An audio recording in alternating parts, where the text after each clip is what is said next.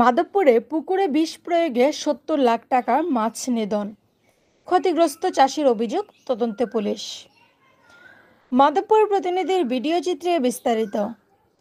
হবিগঞ্জের মাধবপুর উপজেলার আদাউর ইউনিয়নের ঘিলাতলি গ্রামে রাতের আধারে পুকুরে বিষ প্রয়োগ করে প্রায় ৭০ লাখ টাকার মাছ নিধনের অভিযোগ উঠেছে।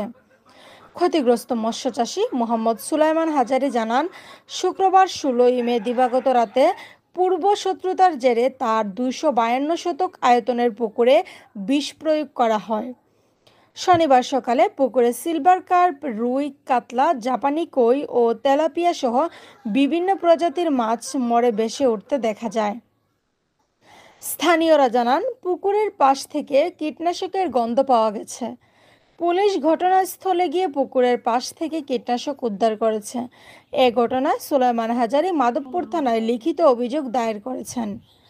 মাধবপুর থানার অফিসার ইনচার্জ মোহাম্মদ আবদুল্লাহ আল মামুন জানান, অভিযোগের ভিত্তিতে তদন্ত চলছে এবং দোষীদের শনাক্ত করে আইনানুগত ব্যবস্থা গ্রহণ করা হবে। এ ঘটনায় স্থানীয় মৎস্য চাষীদের মধ্যে উদ্বেগ সৃষ্টি হয়েছে। তারা দ্রুত তদন্ত ও দোষীদের শাস্তির দাবি জানিয়েছেন।